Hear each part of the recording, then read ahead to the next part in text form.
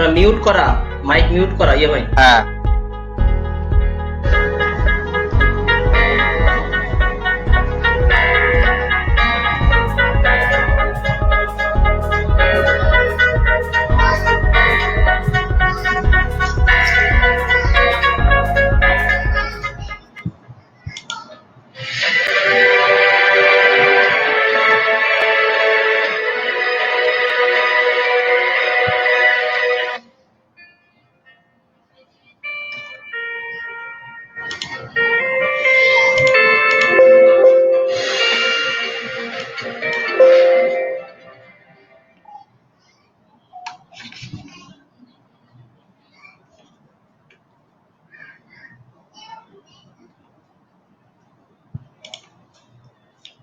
Dear viewers, ladies and gentlemen, Assalamu alaikum and a very good evening to you all.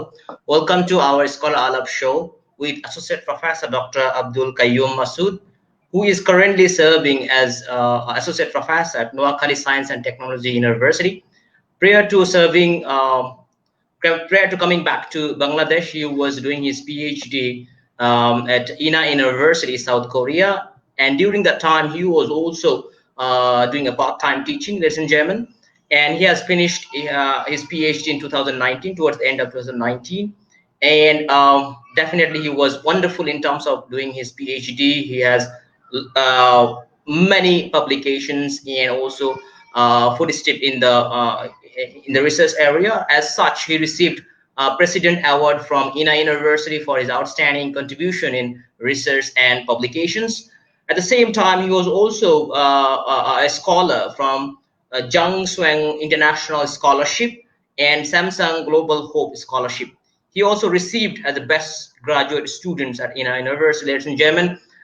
He has been working for quite some time in the area of sustainable management, including the CSR, carbon pricing, climate financing, and many more. Ladies and gentlemen, his PhD journey was wonderful, and definitely he has many achievements. And he has presented his papers in many international seminars and conferences. He is also involved as a reviewer for top-tier journal, including sustainability. And also, at the same time, he was also been a managing editor, and still now he's a managing editor for one of the journal that under Springer Open, named Asian Journal of Sustainability and Responsibility. Ladies and gentlemen, he has many achievements with this young age. We are very proud to have a professor like from the country that we belong to, from Bangladesh, and he traveled all the way from Noakhali to South Korea, ladies and gentlemen. So he'll be joining today from Noakhali, Bangladesh. So we are very, very delighted to have Dr. Masood. Dr. Masood, welcome to our show. Thank you very much, and it's good evening, Dr. Mahfuz. I am very honored to join the program, and really this is very good for me and good for the scholars who are really joining this program right now. Dr. Qayyum, I'm sure that you had a wonderful journey in your PhD, and you also had a wonderful, I would say, academic life as of now. So we would like to know a bit about your, your earlier education, your school life, and also your university life. So you born in Noakhali, but you brought up in Dhaka. So what was the basic journey? Yeah. Thank you, Dr. Mahfuz.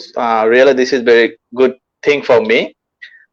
This is a good platform to introduce myself, my education journey. I belong to Noakhali, but I have completed by all of educational, like primary to higher secondary from Dhaka. I have completed my SSC examination from Tungi, and my HEC from Notre Dame College, and after that I have gone to Russian University, and I have completed my BBA and MBA from Russian University in the subject of accounting and information systems. And after that, I have completed my PhD from Ina University in the area of sustainability management. Especially, I have been working on just now the CSR and environmental issue. Right. So before you started your PhD, you gone for your PhD in Korea, right? You were serving. You mentioned like you served one of the top private university in Bangladesh, and definitely you Yeah. also had some experience of teaching before you moved to South Korea, for your PhD and all sort of journeys. So how was that journey from and making a move from Bangladesh to South Korea and getting a different environment to learn about research, to learn about better way of teaching and all sort of things? Thank you, Dr. Mahfuz, for this. Actually, in our Bangladesh, usually students, whenever they have completed their program, like they complete their education, like BB or MBA, usually we have sometimes we like to unemployed. But I am very much fortunate that whenever I have done my MBA interview, my result is didn't published yet, then I have opportunity to join in a private university. So it means that I didn't unemployed in a single day in my life. That is really good blessing from the God. And then at the beginning, I joined in a private university in Bangladesh, and I served at most 3 years. And then I have joined Noakhali Science and Technology University since 2012, and I served the university almost 4 years. Then I have to go for my PhD, and I have done my I have joined the university in 2016, and I have completed my PhD in 2020. So it was 3.5 year journey. Right. So I'm sure you had a wonderful journey out there in South Korea. So I was wondering, like, what are the takeaways, the key takeaways that, or what are the things that you learned very different from Bangladesh while you were doing PhD and also teaching part time? Thank you very much for very nice questions. Actually, environment is a major issue. You know that the educational environment, the lifestyle of Bangladesh and South Korea really differ. Specifically, I like to focus on the educational environment in South Korea. Really very wonderful. Though there are some problems, basically from the language barriers and cultural some problems, but it doesn't matter. If you are like to academician, you are going for university for your degree, you will study there. So it doesn't matter do you have good knowledge of language or not. So in this case, actually, my takeaway my PhD journey was very excellent. I am very lucky person, and I have done a very excellent job. It's not good to say to praise myself by me, but I like to say I like to share my some good experience in my journey 3 or 5 years. So I like to say, dear viewers, please don't take it otherwise. I just like to say about for inspiring you as a young researcher, young faculty, how quickly I have done this. And for one thing, I like to mention that according to my professor, I am the first students, even in Korea or international, who has done his PhD only 3 and 5 years. So in his, my professor is very renowned professor in Korea, specifically in the CSR issue.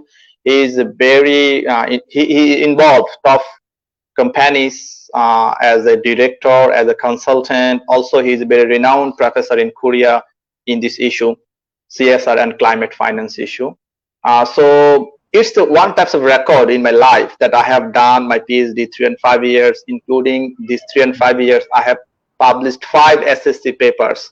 So in this case, I think I like to say one issue, that is dedication. My ambition or my thinking was that I am coming here to learn something, to earn something. So how quickly and how fast I manage the time, I contribute my time, that will be better for me. So I have given my contribution, I have given my labor, and my professor was also very supportive for me. Then I received this excellent award, excellent. I think it's one type of very excellent accomplishment for me in the PhD journey. Right. Dr. Masood, you are also receiving, I mean, during your PhD, you also received 𝐁𝐮 International Scholarship and also Samsung Global Hope Scholarship. So how was that? I mean, if a student, go up there in Korea to do their master's or PhD, then in what stage or what are the criteria to be eligible to get that scholarship?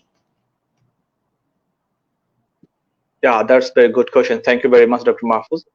Johnson scholarship, actually, this is the scholarship is given by the university. Whenever you like to apply for the university, then if at the beginning you have to find out a professor where you like to do your master's or PhD, and if you find the suitable professor, and if the professor agree with you, then he or she will ask you to supply all of your documents, and then according to the deadline you have to apply, and by the deadline all the documents will receive the university and they will send to the professor, and then professor will receive it and he will evaluate it and he will recommend for a scholarship, and at last the board of the school will decide it how much scholarship they will provide you.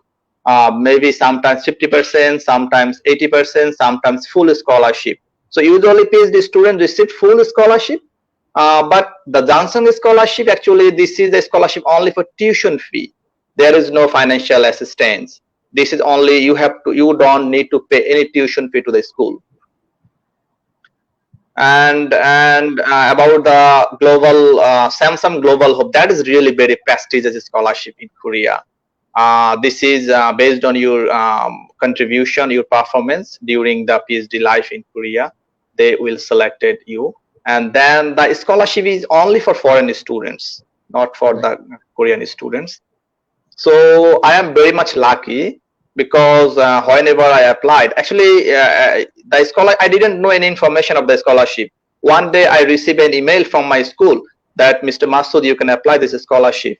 But I found the scholarship advertisement, there was only masters. Then I asked them, actually this is for master students by my PhD. Then they said, no problem, you can apply. Just I applied, I supplied all my documents, and they make an interview. And then one day I got the message that you are allowed to the scholarship, and this is very good scholarship. Every semester, every 4 months, they provide at least $3.5 thousand to every student. So every semester they provide only 5 to 10 students. So this is very prestigious scholarship in Korea, but it is very challenging also. Not every university are allowed. Maybe top 10 universities in Korea can apply this scholarship, and then they will select the students based on their merit, their publication, their research abilities, everything. Dr. Masood, I just wanted to interrupt a bit and wanted to know a bit more about the journey that PhD journey when you started back from Bangladesh, right? Meaning you were serving Noakhali Science and Technology University, and then you decided to go for PhD. So actually, how you approach, what was the process? So if anyone from Bangladesh who are serving a public university or private university, if they want to go and pursue their PhD, then what should be the procedure, the right one, the way that you followed?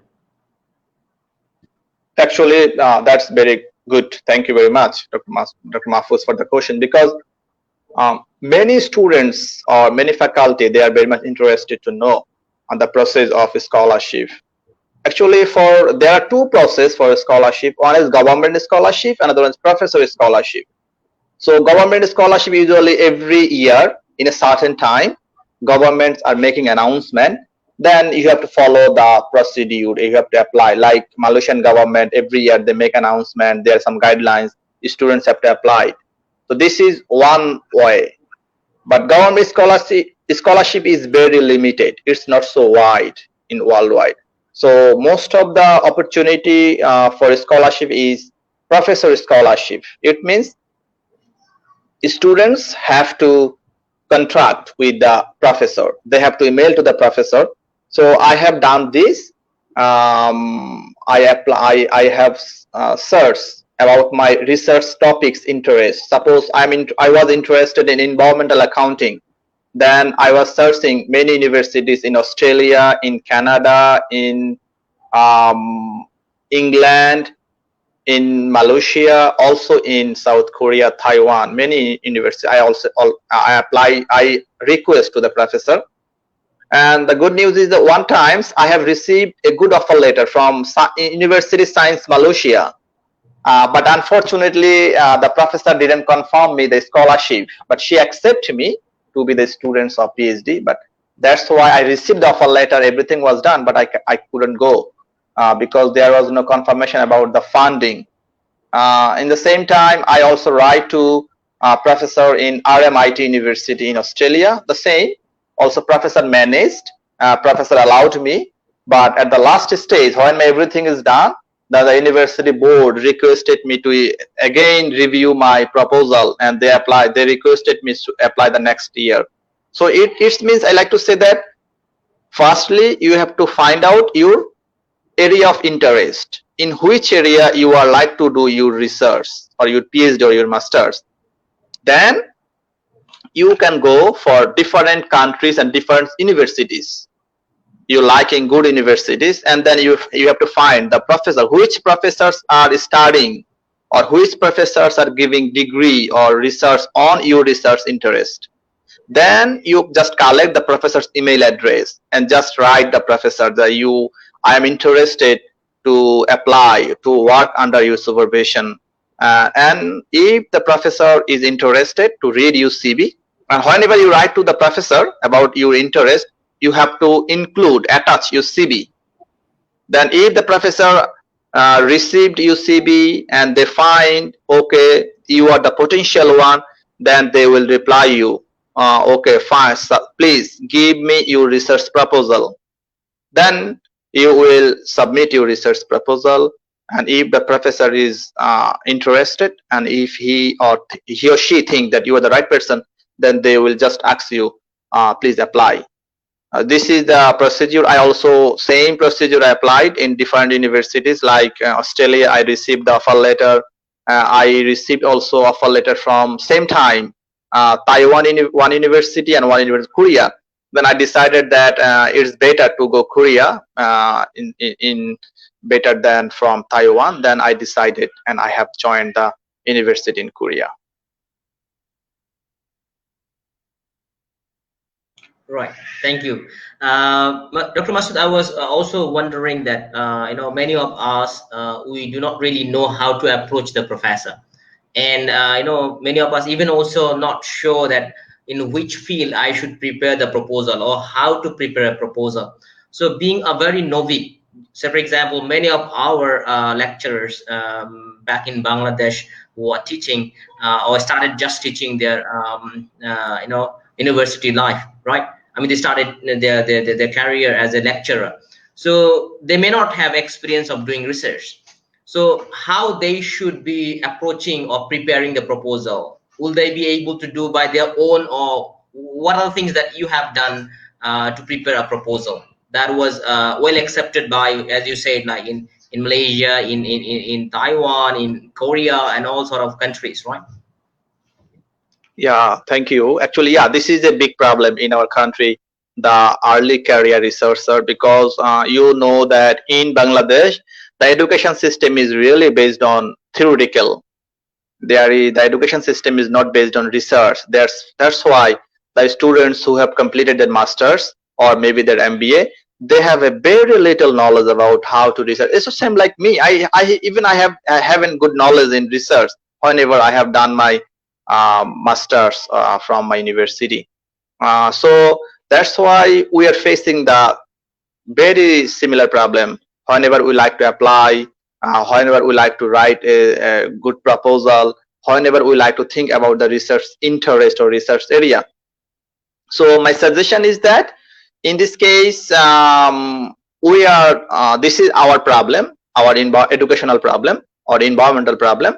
So the way is that we have to communicate, or we have to collaborate with our seniors, or the people who recently have completed their PhD from some foreign universities, and we have a very good relationship with them. Then we can take help. Dear brother or sister, I have this idea. but I like to write a proposal. So how can you help me? I definitely they will try to help you. Okay, what about your research interest? This. Okay, please, you write something. Then I will try to help you. So this is one way to communicate with. So in this case, if they are the university faculty, then I like to think they can talk with their senior professors who already done their PhD from foreign universities. So go through them, talk with them, take their help, and also collect some proposal. And based on their proposal, also if you are interested on your research area, then please read some articles, read some good papers based on your research interest area. Then I think you can develop very easily one good proposal. Because if you like to receive a good scholarship from foreign university, at first you have to prepare a good proposal, because a professor doesn't know who are you. It doesn't care about your religion, it doesn't care about your color, it doesn't care about your age. But the important thing is your proposal. If your proposal is very good, it doesn't matter about your grade, it doesn't matter about your age, your race, or your sex. So important thing is how qualityful your proposal is. So if your proposal is good, it is contributive, there is something new, then they will invite you, and they will offer you very lucrative benefit. Dr. Masood, I was also thinking whether you could share the thought on the PhD also a very early stage, and back in Bangladesh, there's still some, I would say, I'm not sure whether it's misconception or different conception. Maybe let's say it's a different conception. They think that, if you want to do your PhD, you should be going somewhere in North America, Australia, America. So definitely they do have that, a biasness, I would say, of going, instead of focusing on the university, many of them, they do focus about the country where you come from. I mean, which country you are finishing a PhD of. So definitely, I would say this part of the world, like China, Korea, Malaysia, people do have I would say a bit of negative connotations about this country. So how do you overcome these things, and what was your priority? Was it a university or was it a country? And did you face any troubles or any issues with your, maybe your seniors who were giving some directions that you shouldn't be going this part of the world? And how was that experience? Thank you very much. It's very interesting questions, Dr. Mahfuz. Thank you very much. Actually, this is very ridiculous in Bangladesh, because you know better, because there are many professors in the country, even they have no PhD, they don't have any publication. Maybe they have some publication, that is which sometimes called is nilkhet copy. There are many professors in the Bangladesh, they are giving PhD, but they have no PhD. So this is funny environment in here in our country. But exactly, you are saying right. In last couple of years, I have find some advertisement in private university where they have mentioned North American degree. This is very shame, because you can't mention about your country. You have to look out about the research, about the publication, about the quality of a researcher. Maybe there are many good researchers, even they have completed their PhD from Bangladesh. So whenever you mention about a country name or about a specific university name, you disrespect or underestimate another potential researcher, even though he is completed from PhD from Bangladesh or from India or from Malaysia or from South Korea. So that is really a problem in my Bangladesh. But the good thing is that I like to mention some university name. Let's suppose North South University. Once a time they use the same advertisement. They prefer North American degree. But the good news is that now they have many faculty who have completed their PhD from Malaysia. So I think the environment is now changing, because they are now thinking actually country doesn't matter. The matter is that about the output of a researcher. How the researcher is very good in research, how many papers he published from good journal. So even a researcher published very good journal, very good papers from Bangladesh, why not I consider him? So I think this is a very problematic issue in the country, because we are colonized by British. So that's why sometimes we are prioritizing something like British, something like Australia, something like Europe. But I think this environment is changing.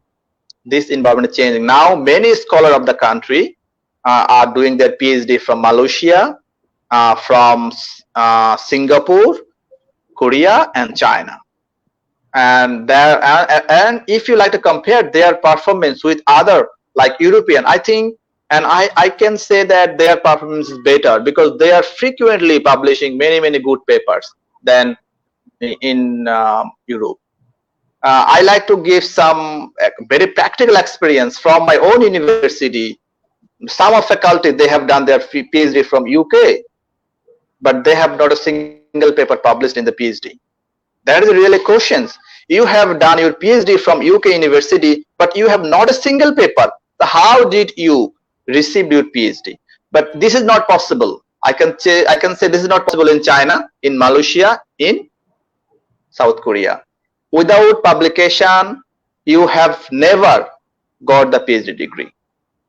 So now I think the academic environment is changing in our country. Hopefully, I think that very soon it will be more, because now many faculties, many scholars are back from Korea, back from Malaysia, also back from China, and they join in our many public and private universities.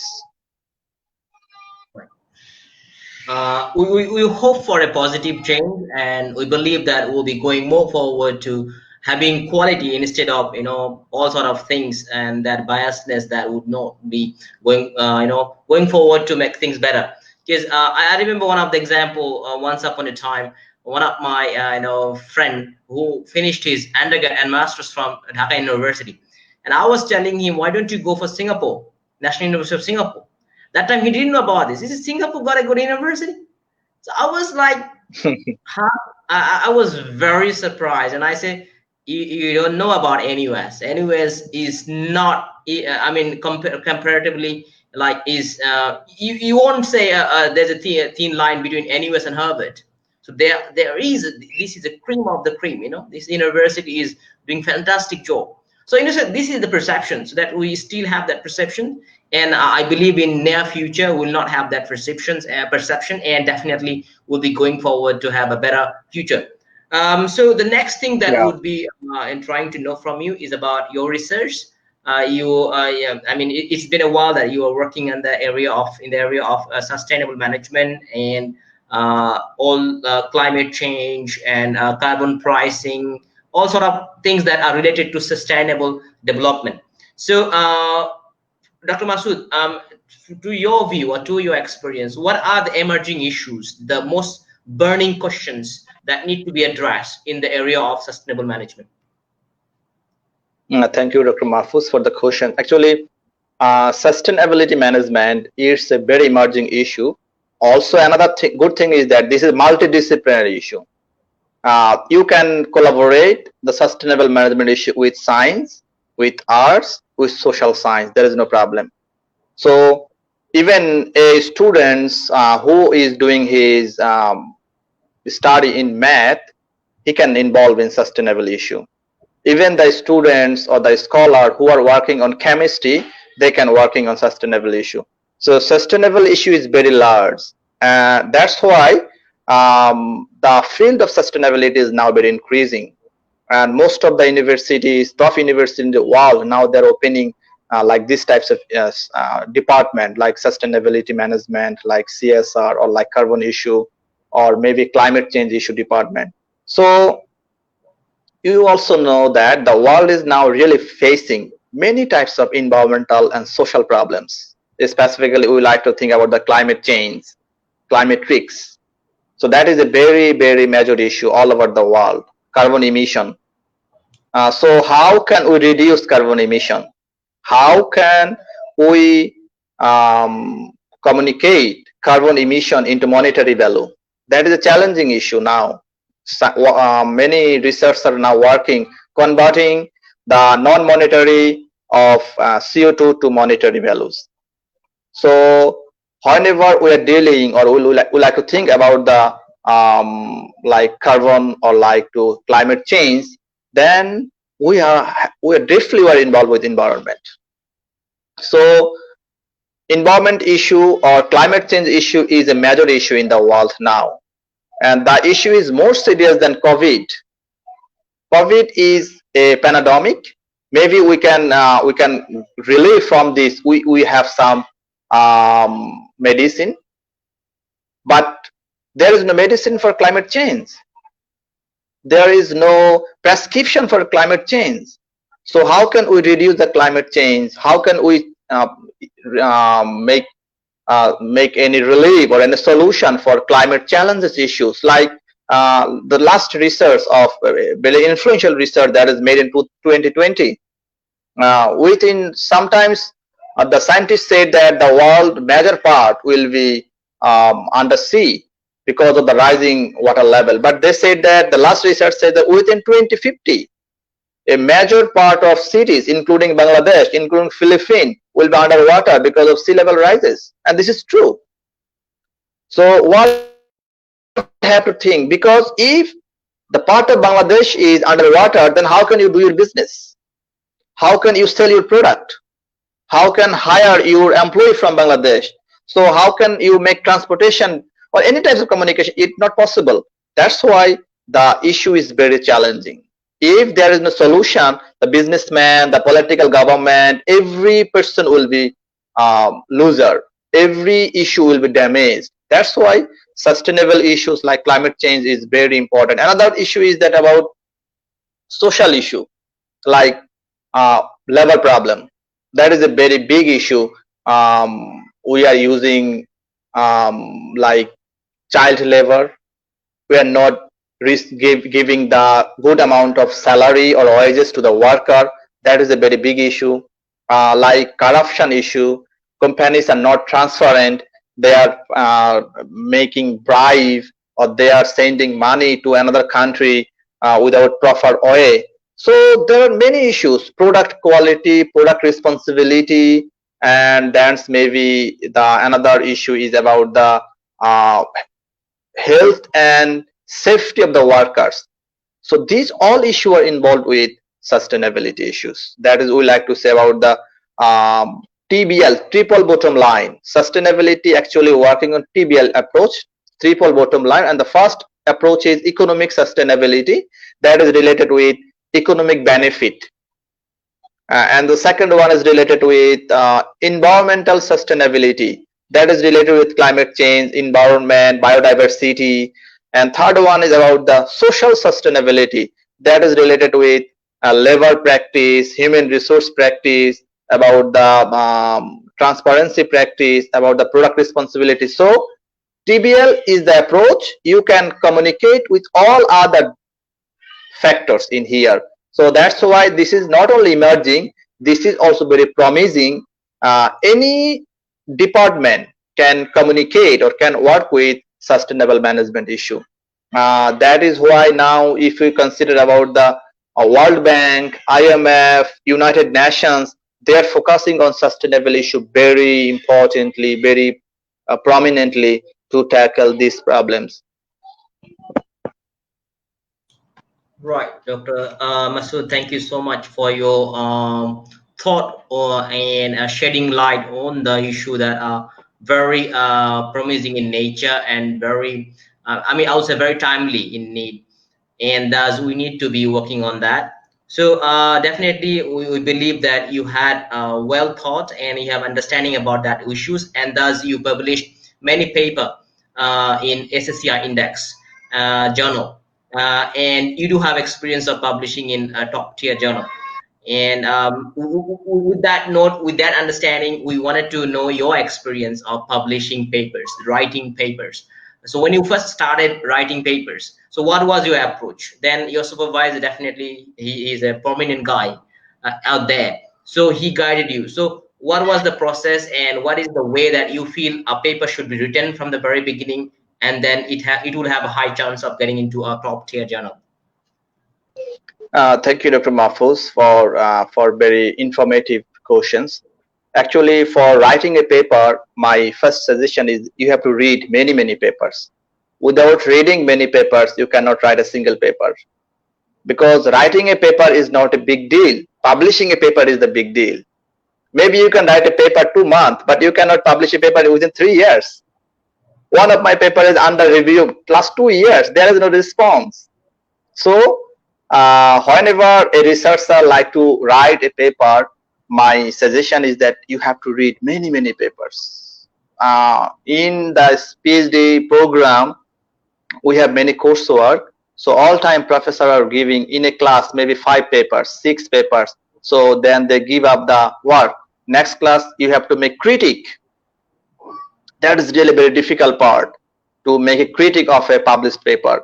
They are giving maybe in every student 3 papers. So you read the paper in the week and you have to write a critique.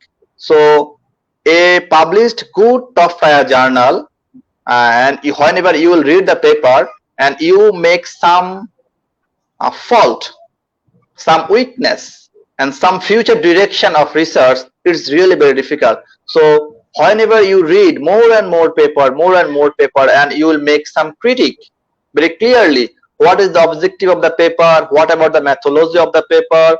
What about the theoretical discussion of the paper? What about the data collection, data analysis? And then you can find out really the paper has really any contribution or is just a simple paper.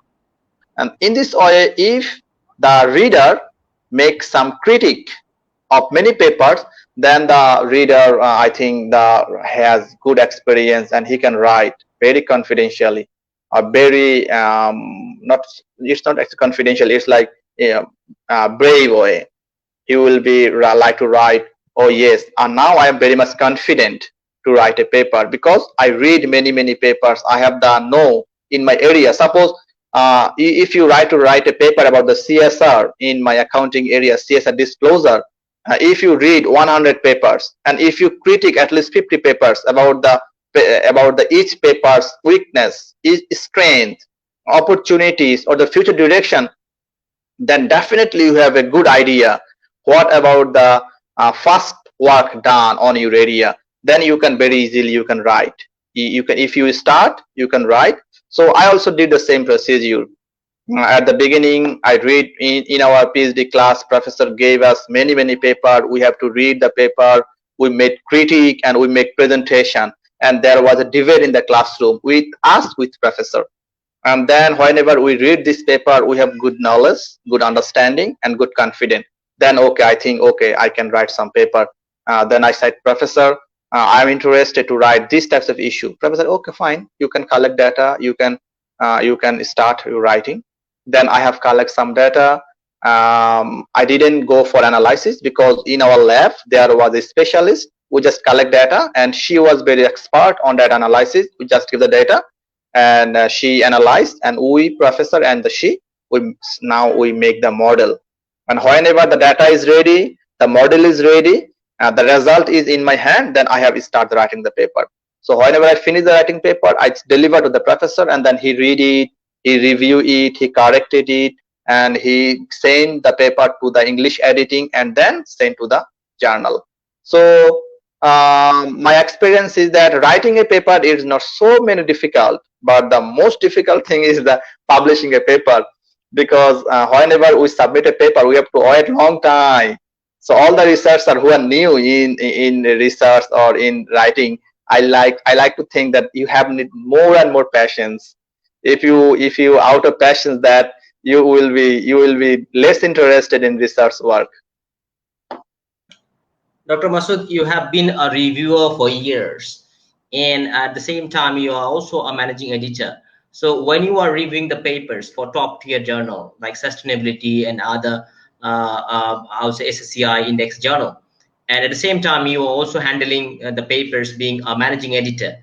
So what are the basic issues that you notice that when people submit the paper, or maybe this part of the world, we write and submit the paper in the journal? At a very first glance, what are the problems you notice as being a reviewer, and that things should be, I mean, like the researcher like us, that we should be correcting it before sending the paper? Thank you very much. So there are two questions. One is about the reviewer. Whenever I am reviewing the paper, what like to I focus? Another one is, as a managing editor, how can I handle the paper? So at the first, I like to give the experience of managing editor. As a managing editor, my responsibility is that whenever a new paper is submitted in the journal, then I read it. And I screen. It's my job is screening the paper and make suggestion to the editor, chief editor, whether the paper can be sent for review or not. Based on my decision, the reviewer send the paper to the reviewer or reject the paper in the DAX. So as a screener at the beginning, firstly we like to think about the aim and objective of our journal, because our journal has specific objectives. So we are not focusing all papers. Specifically, we are focusing on the paper that is related with CSR, environment, or like climate change, these types of issue. And of course, the issue must be related with business management. Maybe you have a work of climate change, but that is environmental perspective, science perspective. We are not accepting the paper. So whenever we think that the paper is completely agreed with our aim and scope, then I gone through about the potentiality of the journal or paper, whether the paper has any potentiality to publish in the journal, because our journal acceptance rate is very poor. It's only 20% almost. So there are most of the reviewer rejected the paper. Though that's why we are very much conscious about the issue whenever we are sending the paper to the reviewer.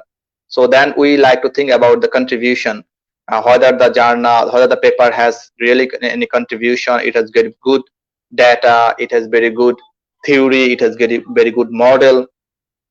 If I think everything is okay, the paper has some contribution, the paper is also related with our aim and scope of the journal, then I send the paper to the editor. Dear editor, you according to my opinion, you can send the paper for further review. Then if the professor or editor agreed with me, then he sent for review. But if he said he don't agree with me, maybe he can reject. So this is a very interesting. Sometimes I have sent the paper, the paper has no potentiality, but I found that the paper also sent for review. So it means the editor also sometimes read whether I am right or wrong. So, but most of the time, as a managing editor or any types of like this type of journal, reviewer editor like to believe the person is doing his job in rightly. So, and second, as a reviewer, this is really very difficult things as a reviewer. In my point of view, whenever I review a paper, I like to think about the I don't like to think about the so much novelty, because in our field, specifically in the social science field, if you think every paper has some extraordinary novelty, that is not possible. So I like to think at the average quality. What about the paper objectives, whether the paper objectives and its literature review and theoretical discussion is okay.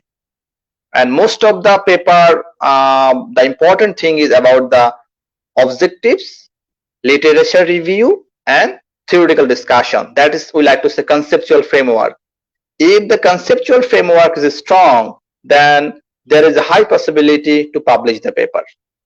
And most of the journal, like if you like to think about the Journal of Business Ethics, they are not think about the result. They are think about the conceptual model of the paper. Maybe your paper is very good, your result, robustness test, analytical analysis, everything is very interesting, very good, but the journal conceptual model is not like, then they will never accept your paper. They will just reject on DAX. So that's why I like to focus like this way. About as a new researcher, I am not like going through directly the reject the paper. I like to give time to the writer. So that's why I like to think, I like to check whether the right journal has good conceptual model, and then I like to focus about the contribution, whether he has some contribution or not. In this way, I recommend to the editor whether it's major revision or minor revision or reject. Dr. Masood, before we move on to our next section, I would like to take one question. There are questions, so I would like to take one of the questions from the floor. If you can see, MD Rubel Mia, how can we link sustainability management with sustainability finance? Would you tell us about sustainable finance as a prospect? That's very interesting questions. I also, yeah, that is very interesting questions. And also I have been working on the issue. I think Dr. Mahfuz, you also know about the sustainability. Sustainable finance is one of my important area. Unfortunately, I have a paper. The paper is about the green financing. That's I like to write. I have written the paper as the title of climate financing. Probably 2 years. The paper is under reviewing, and its last position is in review number 4. It's 4 revision. I don't know whether after 4 revision they will reject or not. So climate finance or sustainable finance is very emerging issue, because still now in the world not a single paper published on climate finance or green finance empirical. It means any data and hypothesis. So there are many papers related with sustainable finance or climate finance. It's theoretical or project based. So there is not a single paper still published in the world that is empirical. And if our paper will publish, I don't know what will happen. It will be the first paper in the world that will be published based on empirical result. Our paper was actually in Bangladesh 2014 to 2019. How many banks invested in climate finance, and then we have some other variable and we'll make a relationship whether climate finance has any role in some other issues. So sustainable finance is a very emerging issue. You can those who are interested or who are from finance area, as per I know, Dr. Mahfuz is also very good guy in finance, but he is working on behavioral finance.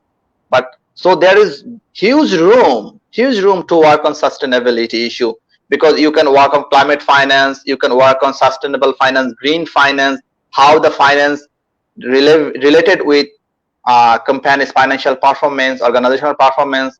So if the problem or challenge is about the data. Still now there is no climate finance related company wise data. That is the main challenge. If you can collect some data, like every company are investing, every company are providing fund to the climate finance or green finance, and you have the data, then definitely you can make different types of empirical study on the issue. So I like to say, who are interested on sustainable finance, there is huge scope, huge opportunity to work and to contribute on sustainability finance area. I think MD Robelmia, yeah, I hope you got your answer. So Dr. Masood will be moving to the last part of our talk. So it's about your becoming an academician, the journey to become an academician. So definitely, you know, many of us back home in Bangladesh, of course, we, you know, once you have this, what do you call, a degree from a university, a public university. So many of them, they wanted to go to industry. They want to work in a bank. They want to end up working in a, you know, administration and all sort of things, BCS, and you know, a very popular job. So why you have chosen academia at the first place? That is very nice questions. Also very difficult questions in the perspective of Bangladesh, because nowadays I like to say, sometimes I critique the issue that now in Bangladesh the most easiest job is to join public university. Nowadays I like to think, because if you like to compare about the recruitment process of Bangladeshi public universities before 10 years and now, there is massive changes, and so that is really very alarming for our future generation, because university teaching is not simply a job, it is dedication. But nowadays most of the university faculty member think it's just simply a job. That's why we have no like environment of education, environment of research, in the environment of learning. We think it's like a job, like company job, 9 to 5. At 9 or 10 we will go, and at 5 we will back to our room. But university job is a dedication. You have need huge dedication to your students, to your community, and to your country. In this case, I like to share one experience that I received from Korea. In 1960, the economic growth of Bangladesh and Korea was same, almost same. The GDP was almost same. But in 2020, what about the Bangladesh? Korea is the last 10 in economy in the world. So if you ask any Korean people who is responsible for this, they will say university professor. All Korean people will say now Korea is so powerful country in the world because of the university professor. So now the Korea is come in the position, it's only for research and education. Korean government and private organizations are investing huge amount of money, and Korea is the first in the country. Two countries in the world are now investing more than 5% of the GDP to the education. One is Korea, another one is Israel, and they are receiving the benefit. So Korea in 1970, 1980, university professor was dedicated so much. Still now they're working 17 hours, 18 hours in the lab. Even though you can think a professor, his age is more than 60 years, he's working 70 hours, 18 hours in his lab. Even though whenever he returns to his home, he are communicating with the students, submit your data, submit your result.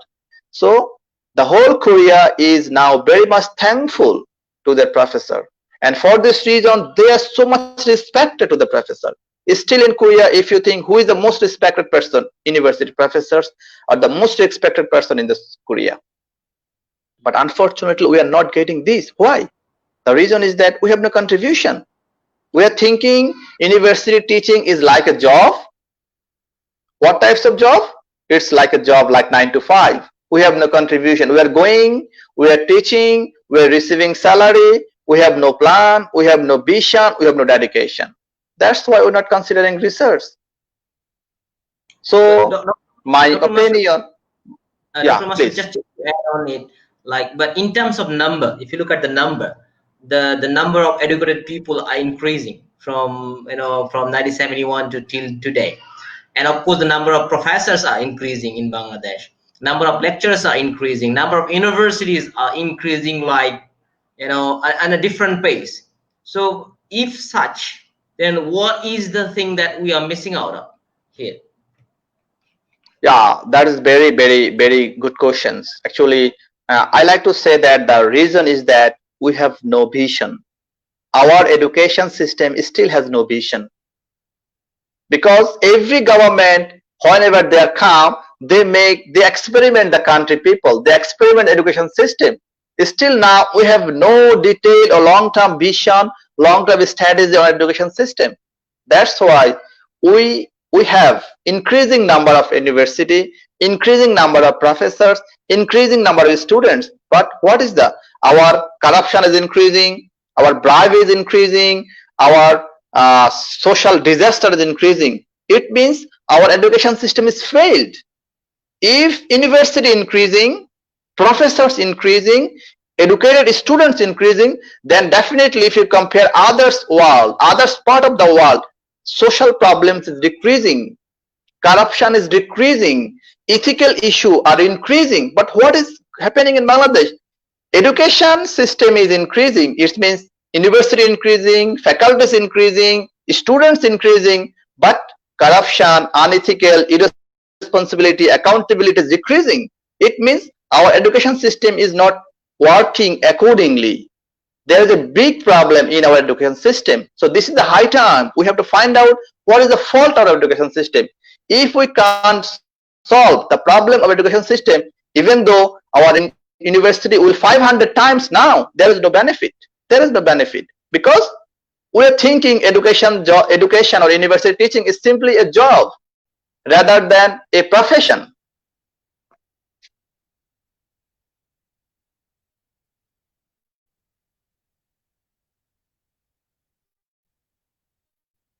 Dr. Masud, I'm sure you know better than I do. Yeah, sorry. I'm sure you do know better than I do, because you are there, you are serving our country and a public university. So you know the in and out, the process that is going on in in our country, back in Bangladesh. But we hope for a better change. We hope the research culture will be cultivated, and people will be, more interested, and they will understand the meaning of being a professor, the meaning of being a lecturer. And I think another issue that I notice, whether you would be agree, the recruitment that I feel, the way they recruit the university professor. Even that day I was interviewing one of the guy who just got his PhD from NUS, National University of Singapore. So right after his undergraduate, he got his fast track PhD. He doesn't have masters, so he finished his undergraduate in engineering, and then he did his PhD from NUS. But and you can find many of them like that. It's called a fast track PhD, and many of them, they did their PhD in Harvard, same first track. Even I know our first vice chancellor, our vice chancellor in Malaysia, University of Malaya, a vice chancellor, Professor Gus Jasmine. He also did his undergraduate to then directly PhD back in 1986. The question is now, this fast track PhD is highly appreciated all over the world. But I'm very afraid that if that guy, Dr. Razak, he did his PhD from NUS, if he goes back to Bangladesh and he applies in any public university, I'm sure they are not going to take him. Because last time I'm also a kind of I'm also a fast track PhD holder. After undergrad, I did my PhD, and I did talk to some of the public university just for sake of talking, and they said, you don't have masters, so you must have first class in SSC, undergrad and masters. Even though you don't have PhDs, all right.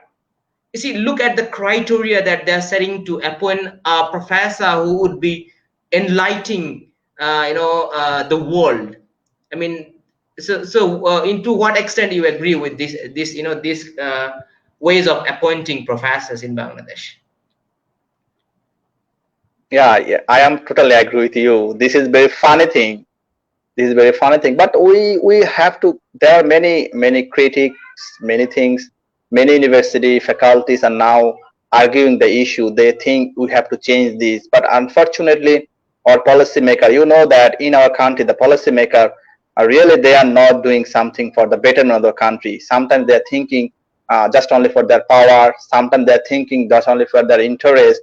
But I don't think they are making decisions based on the long-term benefit of the country education system. That's why these types of things are happening.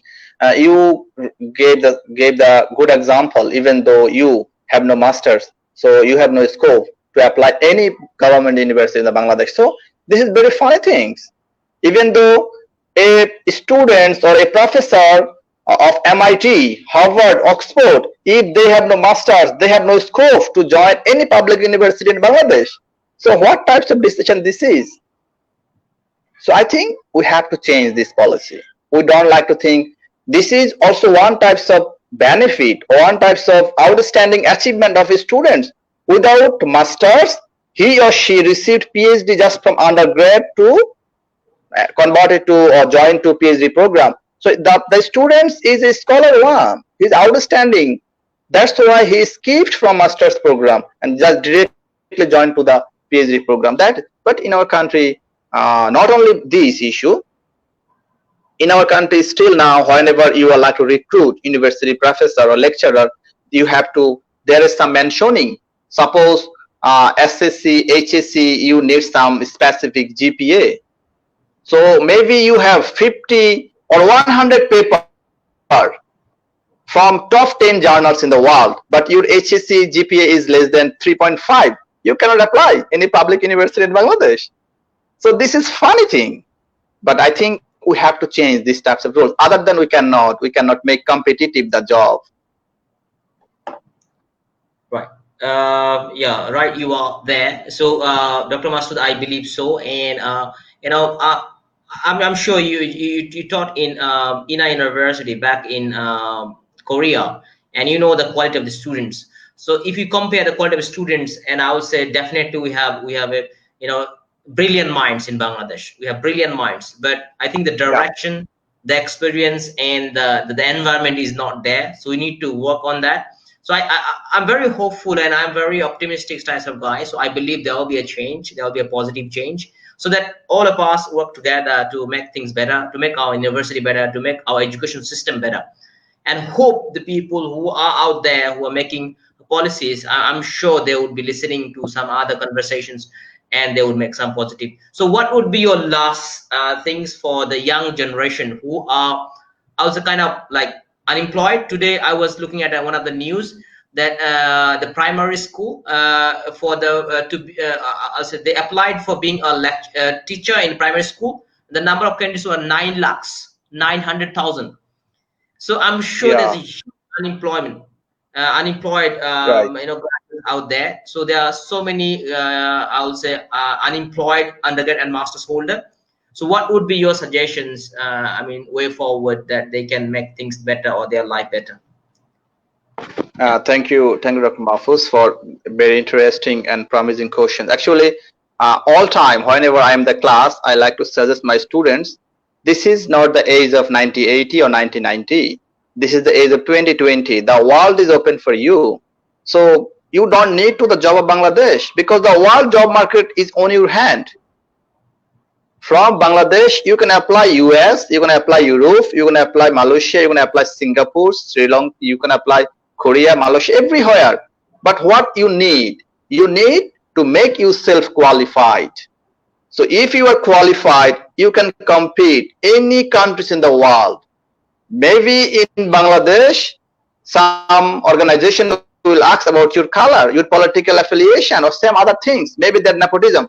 But I can guarantee in Malaysia, in Korea, in China, in Australia, in Canada, in Europe, in particular, no doubt, so anything, they will just judge about your. If you qualify,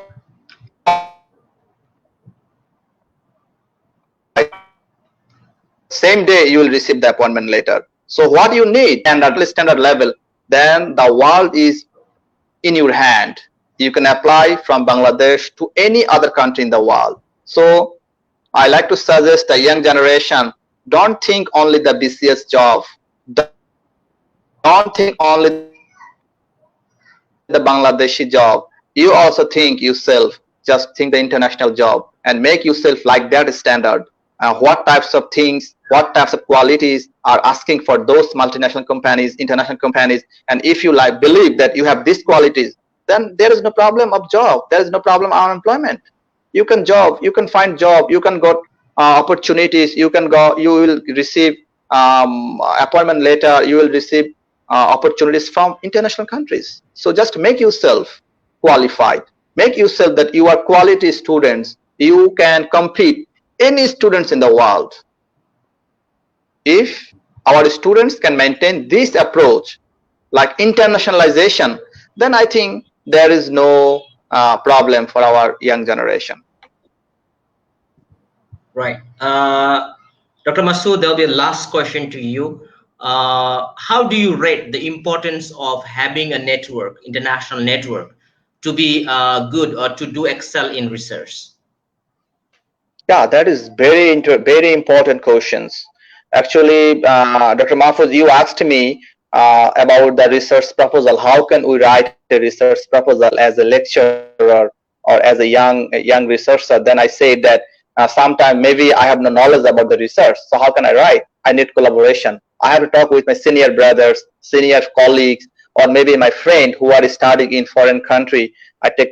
So that's why this is just simply a research proposal. For anything, international collaboration, international network is very, very important, because it will explore the window of unknown things. Maybe I am in Bangladesh, I know something. Maybe now you are in Korea, if I have collaboration with you. So your knowledge, my knowledge, your environment, my environment, if we mix, if we come together with, then we can make some different things. So this is very important. In our country, students are actually, in our country, scholars or university, that is one of the main limitation. We have no good collaboration with international organizations, international bodies. So that's why also you know that in Bangladesh there is no foreign students. Most of the government student, public university, very few foreign students are coming. But if we have this scope, foreign students are come, they are reading here, then what is the benefit? Or foreign faculties are in our country, then what the benefit? We can learn different culture. We can make them, oh yeah, the professor is come from US, so I have something to learn. If we have some postdoc fellow from foreign countries, then we can share our experience with them. So, but unfortunately, there is no scope to hire foreign faculties, hire foreign postdoc in our country. That's why we have limited collaboration. But this age, you cannot go alone. If you like to make yourself, you are something, you're the leader of the scholar, then definitely you need a strong collaboration, a strong networking with others. Right.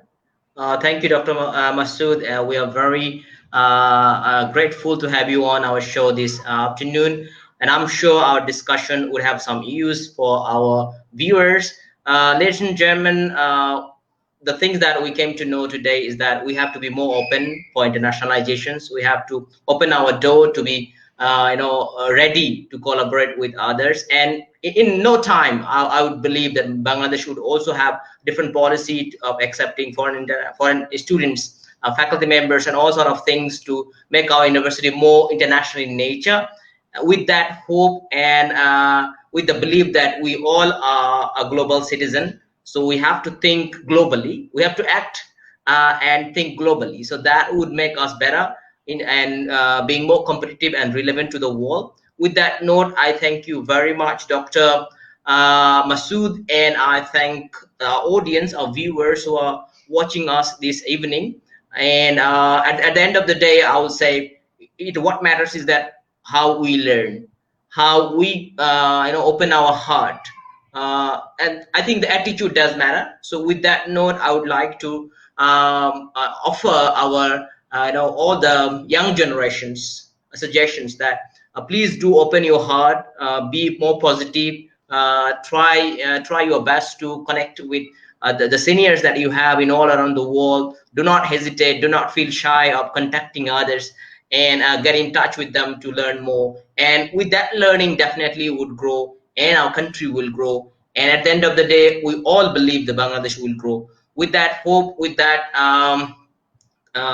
thought, I'd like to conclude our show this evening.